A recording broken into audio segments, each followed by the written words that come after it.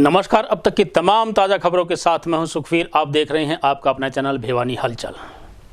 आइए एक नजर डालते हैं अब तक की न्यूज़ हेडलाइंस पर।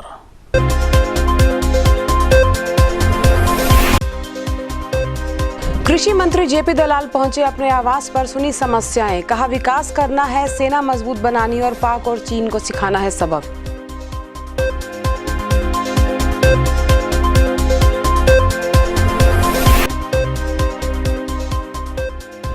कांग्रेस कार्यकर्ताओं ने बढ़े हुए पेट्रोल डीजल के दामों को लेकर लघु सचिवालय पर दिया धरना, प्रधानमंत्री के नाम सौंपा ज्ञापन।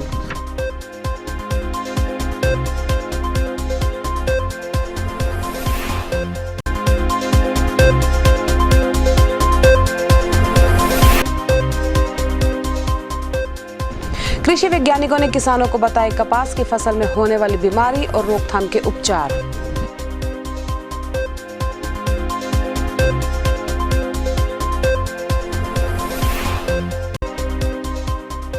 पेट्रोल डीजल के दाम बढ़ने पर SUCIC द्वारा फूंका गया प्रधानमंत्री का पुतला।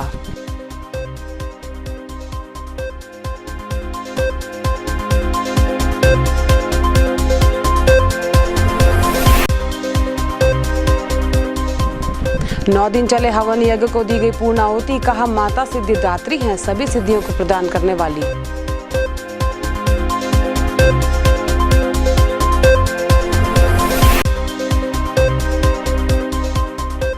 नगर परिषद सफाई कर्मचारियों ने अपनी मांगों को लेकर नगर परिषद कार्यालय पर दिया धरना, प्रशासन के खिलाफ की नारेबाजी।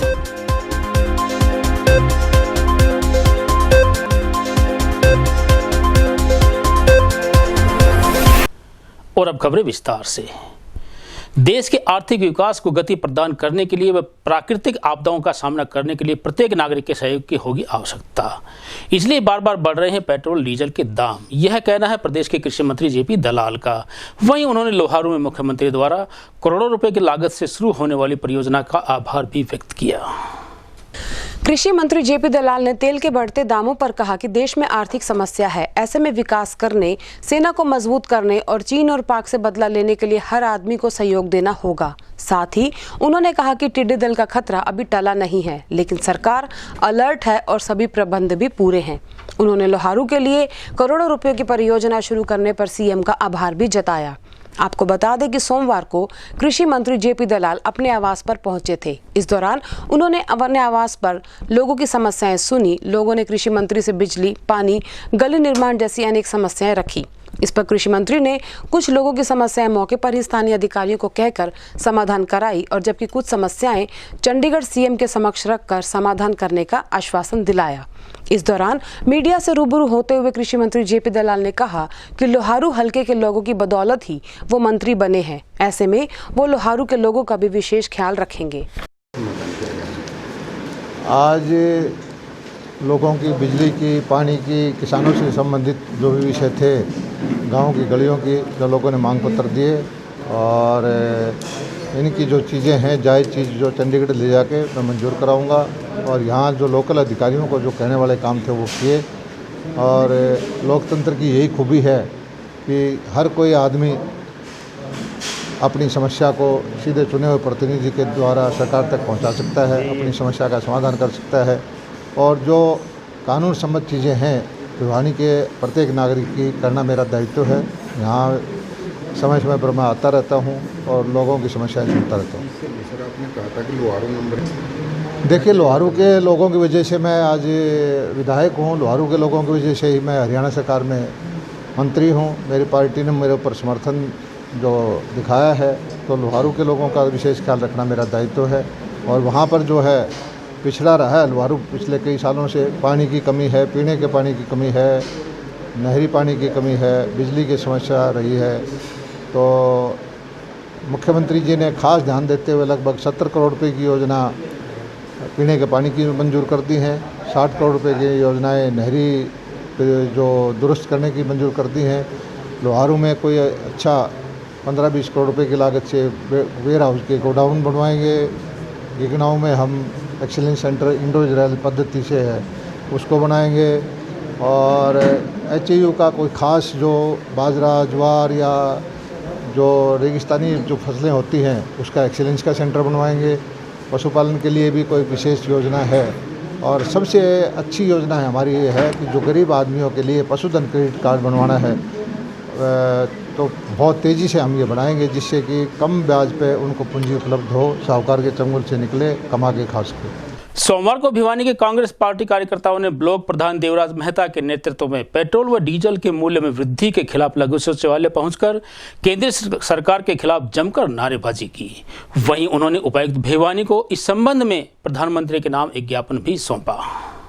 ब्लॉक प्रधान देवराज मेहता की अगुवाई में कांग्रेस कार्यकर्ताओं ने बढ़े हुए पेट्रोल और डीजल के दामों को लेकर लघु सचिवालय पर धरना प्रदर्शन किया और प्रधानमंत्री के नाम ज्ञापन जिला उपायुक्त को सौंपा। वहीं जिला ब्लॉक प्रधान देवराज मेहता ने बताया कि कांग्रेस की सरकार के समय तेल की कीमत 48 से 60 रुपए होती थी, फिर भी भाजपा सरकार धरने प्रदर्शन करती रहती थी। लेकिन अब जब केंद्र में भी भाजपा और प्रदेश में भी भाजपा सरकार है और कच्चा तेल भी अंतर्राष्ट्रीय बाजार में सस्ता है, लेकिन यहाँ हर रोज पेट्रोल और डीजल के दाम बढ़ने से किसानों और गरीब नागरिकों पर इसका सीधा सीधा असर पड़ रहा है। इतना ही नहीं, उनका ये भी कहना था कि इस कोरोना महामारी के चलते पिछले काफी लंबे समय तक लगे रहे लॉकडाउन के कारण लोगों के पास काम धंधे ठप हो चुके हैं। ऐसे में लगातार पेट्रोल और डीजल के दाम बढ़ाना आम आदमी के लिए दोहरी मार साबित होगी।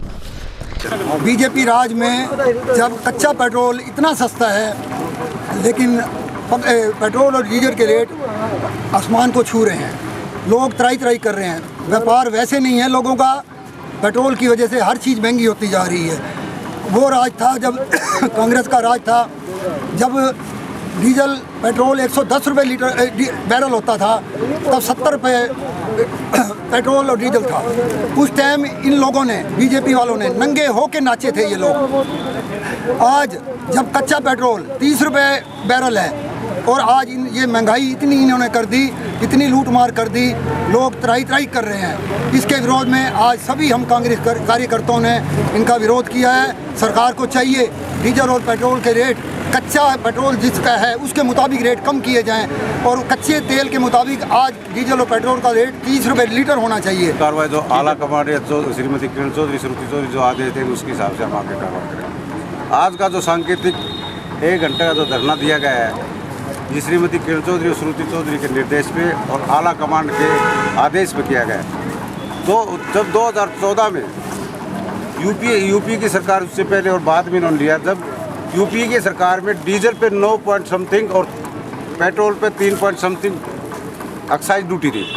आज वो एक्साइज ड्यूटी 24 और 25 और 26% हो रही है। उस टाइम जो क्रूड ऑयल था, आज भी क्रूड ऑयल उसी रेट पे है बैरल के हिसाब से। उस टाइम था 52 रुपये और 53 रुपये, आज 80 रुपये हो रहा है। तो ये जो बीच का निजी जो कंपनियां हैं, इनको मुनाफा कमाने 1 करोड़ 80 लाख रुपए गवर्नमेंट यूपी ने, बीजेपी सरकार ने डीजल और पेट्रोल में कमाए। हमारी यही मांग है, अब जो 2004 में जो पोजीशन थी डीजल और पेट्रोल की 30 रुपये और 35 रुपये, वही लागू किया जाए। सोमवार को कृषि वैज्ञानिकों ने कपास की फसल की रोकथाम के लिए जिले के किसानों को अनेक सुझाव बताए। वहीं कृषि वैज्ञानिक डॉक्टर लवलिता ने बताया कि बरसात व गर्मी के मौसम में सफ़ेद मक्खी व चेपा इत्यादि बीमारियों से फसल को बचाने के लिए दवा का छिड़काव करने की सख्त आवश्यकता है। कपास को हरियाणा की एक मुख्य फसल माना जाता है। हरियाणा के ज्यादातर किसानों द्वारा इस फसल की बुआई भी की जाती है, लेकिन बरसात के मौसम में कपास की फसल में मुख्य रूप से सफेद मक्खी और चेपा नामक बीमारी ज्यादा आने की संभावनाएं हो जाती हैं, जिससे कपास का पौधा मुरझा जाता है और कीड़े भी ज्यादा लग जाते हैं। इस बारे में कृषि वैज्ञानिक डॉक्टर लवलिता ने बताया कि जब कपास की फसल में मुख्यतः सफेद मक्खी और चेपा नामक बीमारी आती है तो इसमें इंदेरा स्प्रे का छिड़काव करना चाहिए और अलग अलग स्प्रे का 15 दिनों के अंतर के दौरान इस्तेमाल करना चाहिए। अगर कपास का पौधा मुरझाने लगे तो पोटेशियम की कमी ज़्यादातर रहती है, जिसके लिए किसानों को कपास की फसल को लेकर विशेष रूप से ध्यान रखना चाहिए। कपास की फसल जैसे अभी लगी हुई है, अब जैसे देखने के कपास की फसल की बिजाई भी हो चुकी है, अब 2 से 3 फीट तक पौधा हो चुका है। तो जैसे जैसे मौसम में आर्द्रता बढ़ती जा रही है तो सफ़ेद मक्खी का प्रकोप देखा जा सकता है। आगे आगे चेपा हुआ, सफ़ेद मक्खी हुई, इसका प्रकोप देखा जा सकता है। तो उसके लिए रोकथाम के लिए हम तो किसानों को ये सिफारिश करते हैं कि आप रोगोर दवाई का, निमिसिडिन दवाई का बारी बारी से स्प्रे करें, एक ही तरह का स्प्रे ना करें, क्योंकि इससे प्रतिरोधक क्षमता बढ़ जाती है, रेजिस्टेंट आ जाती है केमिकल के खिलाफ। तो नीम की दवाई हो, रोगोर हो, तो उसका आप बारी बारी से खेतों में स्प्रे करें। एक और मुख्य बात है जो सफ़ेद मक्खी के प्रकोप के बचाव के लिए कि हम उसका 2 स्प्रे बताते हैं किसान भाइयों को कि आप 2 स्प्रे करें, क्योंकि जब अंडे से मच्छर बनता है तो ये जो दवाइयाँ हैं मच्छरों पे सफ़ेद मक्खी पे इफ़ेक्ट करती है, उनको मारती है। तो किसान भाई क्या सोचता है कि एक बार मच्छर ख़त्म हो गया तो ये मर चुकी है मक्खियाँ, पर जब अंडों से फिर 15 दिन बाद मच्छर बनता है तो दोबारा से उसका प्रकोप देखा जा सकता है। इसलिए हम हमेशा किसान भाइयों को सुझाव देते हैं कि आप 10 से 15 दिन के अंतराल में ये स्प्रे दोबारा करें तो इस पर नियंत्रण पाया जा सकता है। बाकी आप ये कृषि विज्ञान केंद्र में आके आप उनसे जानकारी लें, अपने पौधे का सैंपल दिखाएं। तो क्योंकि प्रायः देखा गया है कि कई बार पौधा सूखने लगता है, मुरझाने लगता है, तो किसान भाई को ये महसूस होता है कि ये बीमारी ही आ रही है। पर कई बार पोषक तत्वों की कमी भी देख रही है कपास में, जैसे कि कपास में भिवानी में पोटाशियम का प्रयोग किसान भाई बहुत थोड़ा कम कर रहे हैं, तो उससे पौधे की दशा ये रहती है अगर उसमें पोषक तत्व की कमी तो भी वो सूख के मुरझा के छोटा रह जाता है। तो ये दोनों चीज़ों में बड़ा फ़र्क है। आप ध्यान से देखें बीमारी है या पोषक तत्वों की कमी है, तो उसके हिसाब से आप अपने केमिकल की लग रही है कि उसमें कपास में बीटी का जो आया हुआ है। तो अभी तो जो मौसम चल रहा है वो अभी गुलाबी सुंडी नहीं, गुलाबी सुंडी जब टिंडा बनने का टाइम आता है तब उसका प्रकोप ज़्यादा आता है। फिलहाल तो चेपा और सफ़ेद मक्खी का आता है। जैसे जैसे आगे आता जाएगा हम सैंपल देख के आपको बताते जाएंगे किस तरह की बीमारियाँ और कीटनाशक का प्रयोग किया जाए। बीते कई दिनों से पेट्रोल और डीजल के दाम बढ़ाने के विरोध में एसयूसीआई कम्युनिस्ट पार्टी सदस्यों ने भिवानी की सड़कों पर केंद्र सरकार के खिलाफ जमकर नारेबाजी की। वहीं पार्टी कार्यकर्ता राजकुमार बासिया के नेतृत्व में उन्होंने दिनोद गेट पहुंचकर प्रधानमंत्री का पुतला भी फूंका। पेट्रोल डीजल के बढ़े हुए दामों के चलते सोमवार को एसयूसीआईसी के पार्टी कार्यकर्ताओं द्वारा विरोध प्रदर्शन किया गया। इस दौरान दिनोद गेट पर प्रधानमंत्री का पुतला भी फूंका गया और सरकार के खिलाफ जोरदार नारेबाजी की गई। एसयूसीआई पार्टी के कार्यकर्ता राजकुमार बासिया ने बताया कि सरकार ने पेट्रोल डीजल के दाम बढ़ाकर गरीब आदमी पर दोहरी मार मारी है। जहां पहले ही लॉकडाउन की वजह से काम का कोई प्रबंध नहीं है, वहीं इस समय पेट्रोल डीजल के रेट बढ़ाना बहुत ही गलत है। प्रदर्शनकारियों का कहना था कि सरकार इन बढ़े हुए दामों को वापस ले और ऐसा न होने पर पार्टी द्वारा बड़े आंदोलन की ओर अग्रसर होने की चेतावनी भी उन्होंने दी। तरफ से पेट्रोल डीजल के दाम जो बीजेपी सरकार ने बढ़ाए हैं उसके विरोध में हमने सरकार का पुतला फूंका है और सरकार से मांग की है कि वो जिस मात्रा में अंतर्राष्ट्रीय स्तर पर पेट्रोल डीजल के दाम गिर रहे हैं उसी मात्रा में बीजेपी सरकार दामों को और ज़्यादा बढ़ा के आम जनता के जेब के ऊपर डाका डाल रही है। जहां सरकार लॉकडाउन की वजह से कोई काम का प्रबंध नहीं कर रही, लोगों को कोई रोजगार नहीं दे रही, किसी तरह का जीवन यापन के कोई जरिए नहीं है। पार्टी की तरफ से आज यहाँ हमने पीएम नरेंद्र मोदी का पुतला फूंका है और ये जो तेल के रेट जो बढ़ाए हैं ये काफ़ी ऊंचे दाम कर दिए हैं।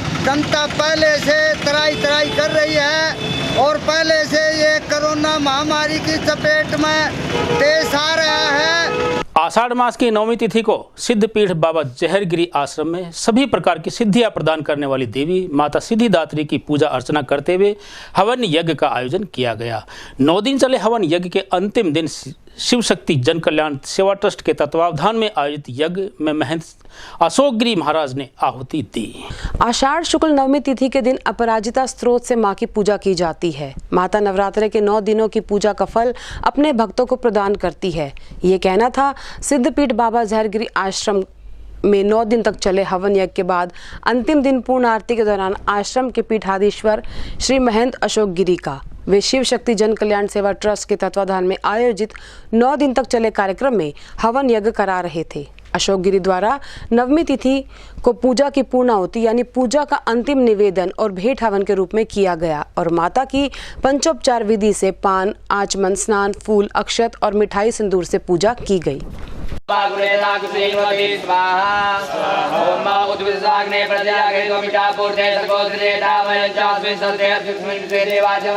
आषाढ़ मास की शुक्ल पक्ष की 9वीं तिथिया नवरात्र का जो पूर्ण है उसकी तिथि है और ये महानवमी से कहा जाता है और महारात्रि कहा जाता है हमानिशा की।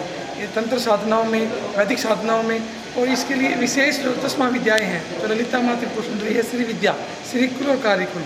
और आज के युग में आम व्यक्ति के लिए, साधारण जन के लिए श्री की बहुत आवश्यकता है। श्री अर्थात संपत्ति, श्री अर्थात ऐश्वर्य, श्री अर्थात प्रतिष्ठा, श्री अर्थात सर्व गोविंद सुखीना, सब कुछ श्री में समाहित है। तो श्री ललिता माँ त्रिपुर सुंदरी का प्रारंभिक नवमी के दिन अपराजिता स्तोत्र द्वारा पाठ कर हवन किया गया और जो महागणपति हैं उनकी योगनियाँ हैं उनको भी यथाशक्ति यथासंभव उनका जो भोग है वो देकर शहर के लिए और राष्ट्र के लिए एक अच्छी जो ये महामारी चल रही है आने जो इसमें एक अच्छी खबर नहीं आ रही, एक अच्छे समाचार के लिए, एक अच्छे जीवन यापन के लिए और जो एक अर्थव्यवस्था हमारी स्थिर सी हो गई है उसको उठाने के लिए माँ से प्रार्थना की गई है और हर वर्ग के लिए, हर वर्ग और व्यापारी माँ कृपा करे और राष्ट्र एकदम राष्ट्रनामा ये राष्ट्र के लिए ये हवन राष्ट्र को समर्पित है मेरे लिए। सोमवार को भिवानी नगर परिषद के सफाई कर्मचारियों ने सफाई कर्मचारियों को बीमा करने, कच्चे कर्मचारियों को पक्का करने तथा ठेका प्रथा बंद करने इत्यादि की मांगों को लेकर नगर परिषद कार्यालय पर सरकार के खिलाफ धरना प्रदर्शन किया। वहीं कर्मचारी प्रधान विजय ने सरकार पर वादाखिलाफी के आरोप भी लगाए। सोमवार को नगर परिषद के सफाई कर्मचारियों ने अपनी मांगों को लेकर जिला प्रशासन के खिलाफ जमकर नारेबाजी की और 2 दिवसीय सांकेतिक धरने का ऐलान भी किया। नगर परिषद के सफाई कर्मचारी प्रधान विजय ने बताया कि सरकार ने उनके साथ वादा खिलाफी की है। कोरोना काल में 50 लाख का बीमा, सफाई कर्मचारी की मौत पर परिजनों को सरकारी नौकरी, कच्चे कर्मचारियों को पक्का किए जाने की मांग के साथ ठेका प्रथा और निजीकरण का भी विरोध किया गया। वहीं सफाई कर्मचारी प्रधान ने बताया कि सरकार के 3 मंत्रियों से बात करने के बावजूद भी सरकार उनकी मांगे नहीं मान रही है। उन्होंने कहा कि अगर जल्द ही सरकार ने उनकी मांगों की तरफ ध्यान नहीं दिया तो वे आगामी 6 और 7 जुलाई को 2 दिन की हड़ताल करेंगे और अगर फिर भी सरकार ने कोई उचित समाधान नहीं किया तो वे बड़ा आंदोलन करने को मजबूर होंगे। पर आज पूरे प्रदेश में 2 दिन का सामूहिक उपवास है जो कि भाजपा सरकार है जो कि सफाई कर्मचारियों के साथ घिनौना काम कर रही है। ना ही तो हमारी मांगे मान रही है। जो 24 मई 2018 में जो समझौता हुआ था कविता जैन के साथ, वो समझौता सरकार ने अभी तक नहीं लागू किया है। जबकि हमारे जो शेड के नेता है उन्होंने कई बार हमसे उनसे बात हो चुकी है। बार हमें याद दिलाने के बाद भी जो सरकार हमारी मांगे नहीं मानी है। 16 मांगे हैं हमारी। और जो ये शहर में महामारी फैल रही है इसमें सफाई कर्मचारी बहुत ही लगन और मेहनत से काम कर रहे हैं, ना कि हम किसान की परवाह करते हुए। 16 मांगे में जिसमें हमारी भाई 50 लाख का बीमा है, इसमें पुलिस वाले की कमी भी है, स्वास्थ्य कमी है, सारे कमी है। जो भी अगर सरकार इस मामले को नहीं मान रही है तो हम अनिश्चितकालीन हड़ताल में चले जाएंगे। साथियों, नगर पालिका कर्मचारी संघ हरियाणा की तरफ से सामूहिक 2 दिन के अवकाश पर पूरे प्रदेश में सफाई नगर पालिका कर्मचारी निकाय कर्मी है। हमें 2018 के 24 मई का जो समझौता था, 3 मंत्रियों की बैठक में वो समझौता हुआ था। कविता जैन उस टाइम पर हमारी निकाय मंत्री थी, मगर सरकार की इतनी बेशर्माई कि 2018 का समझौता भी लागू नहीं किया। उसके बाद में आर के खुल्लर जी के साथ हमारा समझौता है, वो समझौता भी लागू नहीं हुआ। अब जो अनिल विज जी के साथ हमारा जो समझौता हुआ है, ना सरकार ईमानदारी से उस समझौते को लागू कर रही। उसमें 2018 में जो हमारे कर्मचारी लगे हुए थे, सती चाहिए वो पेरोल पता, चाहिए वर्कआउट सोच पता, चाहिए तो डोर टू डोर का था, उनकी ठेका प्रथा समाप्ति की बात थी। जो कच्चे कर्मचारी थे उनके पक्का की बात थी, समान काम समान वेतन की बात थी। और जो फायर ब्रिगेड से साथी जो कुछ पेरोल पर रख लिए थे और कुछ जो मार्केट कमेटी के थे वो बाहर रह गए थे। और उसके बीच में महामारी का जो दौर चला, उसमें सफाई कर्मचारी हो चाहे मतलब कोई भी कर्मचारी हो, उन्हें सब ने चढ़ बढ़ का भाग लिया है। सभी कर्मचारियों 50-50 लाख का बीमा सरकार ने किया है, लेकिन उसमें भी सफाई कर्मचारी निकाय के जो कर्मचारी थे वे बाहर रख दिए हैं। और अब चलते चलते फिर से एक नजर आज की न्यूज हेडलाइंस पर।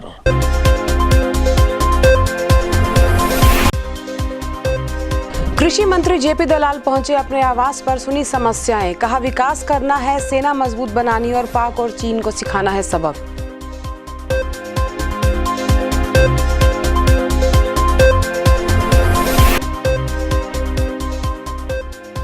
कांग्रेस कार्यकर्ताओं ने बढ़े हुए पेट्रोल डीजल के दामों को लेकर लघु सचिवालय पर दिया धरना, प्रधानमंत्री के नाम सौंपा ज्ञापन।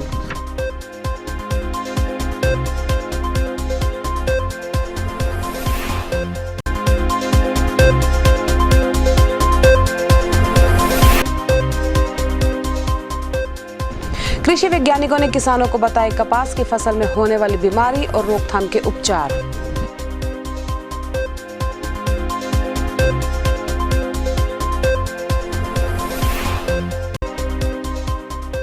पेट्रोल डीजल के दाम बढ़ने पर SUCIC द्वारा फूका गया प्रधानमंत्री का पुतला।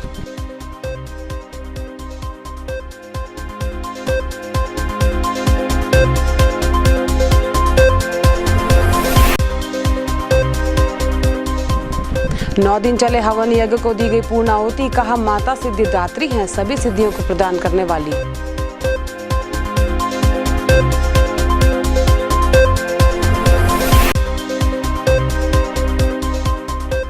नगर परिषद सफाई कर्मचारियों ने अपनी मांगों को लेकर नगर परिषद कार्यालय पर दिया धरना, प्रशासन के खिलाफ की नारेबाजी।